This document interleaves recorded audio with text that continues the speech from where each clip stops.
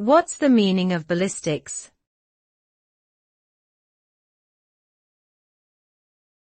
Ballistics.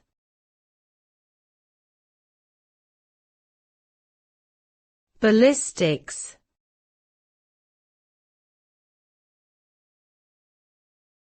Ballistics.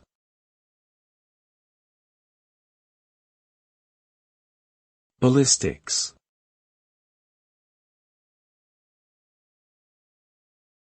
Ballistics refers to the science of studying the motion and behavior of projectiles, typically bullets or bombs, when they are fired, launched, or detonated.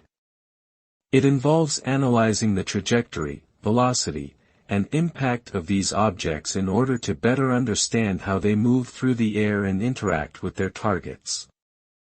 Ballistics is an important field in forensic science, used to determine the origin and trajectory of bullets or other projectiles found at crime scenes.